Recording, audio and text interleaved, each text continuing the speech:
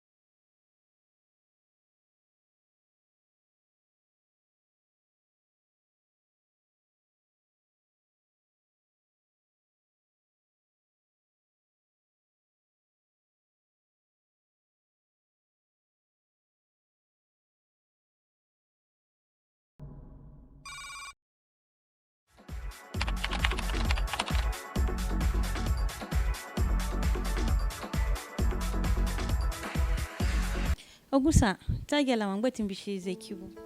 Okay, Okuma, Amayaga barrister Zagana Gbaje. Ya ushipona abashe. Okay, I think at this point I would love to speak in English so that at least the audience will be able to understand me better. By the grace of God, I am from Ayede village, from Bassa local government. My father is from Ayede.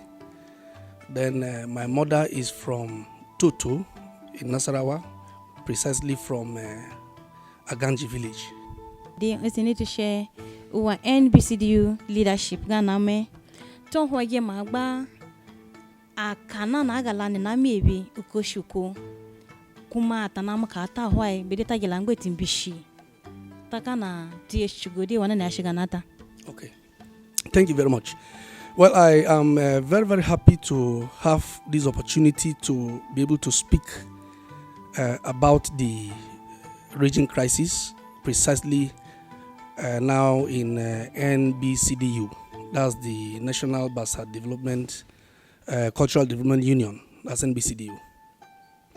Now, I want to talk about the issue of the leadership.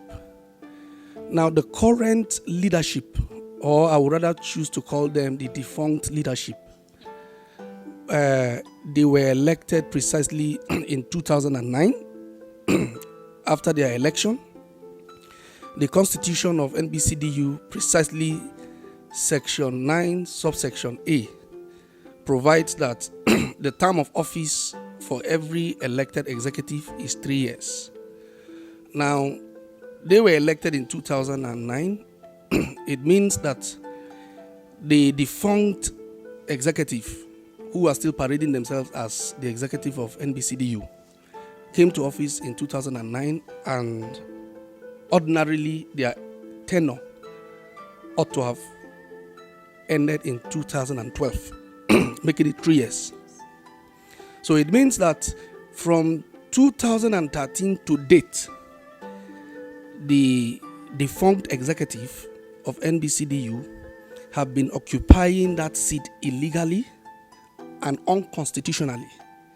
Because the reason is that the NBCDU constitution itself provides that the term of office is 3 years. So from 2009 to now is 10 years. It means that the defunct NBCDU executive have enjoyed their legitimate 3 years single term. They have now illegally enjoyed another 3 years and then went further to enjoy another 3 years, which means that they have enjoyed 3 terms of office. One term is legal, the other terms they have enjoyed is illegal. So as the executives are presently constituted, their composition, or they are being in office now by law, in the eye of the law, is illegal and unconstitutional. So I want to say with all authority that as far as I'm concerned in the eye of the law, we do not have an NBCDU executive. And it is as a result of this, seeing that their tenure have extinguished from 2012, and then somehow they've been parading themselves as the legitimate executives of NBCDU. And unfortunately, if you look at the events that have been happening in Bassa, if indeed we have an executive in NBCDU, an active executive, it means that the problems that have been happening in Kogi State, in Nasarawa State, our leadership will have risen up to the occasion to come out to make public statements, to come out to condemn, to come out to talk on behalf of the Bassa people. But unfortunately and sadly, these same people that parade themselves as the executive of NBCDU, rather they have succeeded in sowing the seed of discord, in dividing the Bassa nation. So as far as I'm concerned, NBCDU does not have a legitimate ESCO executive. And that is why we came up with the RNBCDU. The RNBCDU is the reformed NBCDU. And the essence of coming up with this splinter body is to the effect that the RNBCDU shall be in control of this body, so that until we ensure that a new executive is elected that will take over the ship of handling and then leading a formidable and a new NBCDU. But as far as I'm concerned, the present NBCDU executives or purported NBCDU executives, they are there illegally. And sadly, it is important for the Bassa nation to know that this same leadership has been colluding with our adversaries against the success of our chiefdom. I think that's the next thing I'm going to talk about. Thank you very much, sir. We do appreciate. And we say maybe she's gonna share what to go to that again. Maybe quite about Tashana Tahogaga, Magba Abasotuko Taho at the lynch what to go. Amayashima Wagizeki. Atuna nam kumageki sana gahogana nesana magba yari something daudu ishe pikara government ikeni agumebe tufo so mbe abi agwa ngbetimbishi wenegete. Yeah, thank you very much. Partly the crisis that we're having over this issue of Tugwama, I want to say that the forces and the principalities behind the crisis are these same members of the defunct NBCDU executives. The reason is simply this. Most people do not know probably some of the issues going on at the background. But every Bassa person should know that Edict number 4 of 1998, during the Bala Mande's administration, the military administration, was one that established that or created that edict or law, which created the Turunku chiefdom. And under that edict, the villages under the as created by the edict includes Fufuru, Turunku, Shege, Kenfu, and Katakpa. Now that is as at 1998. Now you will notice that after the edict, our chiefdom never took off. So we've been fighting for this for the past 21 years. 2019 makes it 21 years since the creation of the chiefdom. Now God in his infinite mercy, because out of the struggle, the fight that we should have these children, this chiefdom, we've lost so many of our young boys. We've lost so many people. I am personally affected because my village is in Aganji. As I speak with you now, in my own maternal village, the people are not there. Their houses have been burnt. And then in Zaria, where my parents are still staying, we still have some of my own relations that are staying there. Some are staying in camps.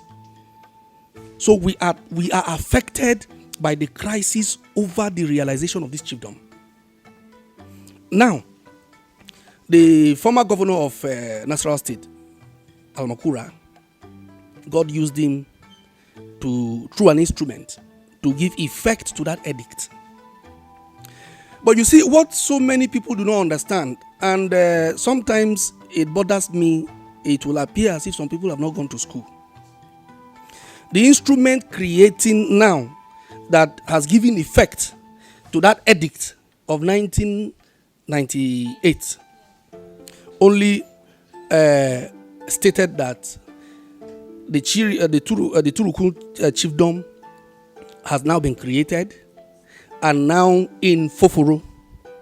So you cannot expect that same instrument to say that the Turuku chiefdom has been created in Foforo with village, and then you now begin to mention the villages, because the edict of 1998 has not been amended. So those villages, Shege is still part of the chiefdom. Katakba is still part of the chiefdom. Ekehu is still part of the chiefdom. So it is mischievous for a group of persons to say that the instrument by which Almakura now gave effect to the edict has excluded those villages. It is highly mischievous. And now these same people, masterminded by the defunct executive of NBCDU, have now gone to court to challenge now in their suit. They are asking that the state assembly should be prevented from excluding those villages.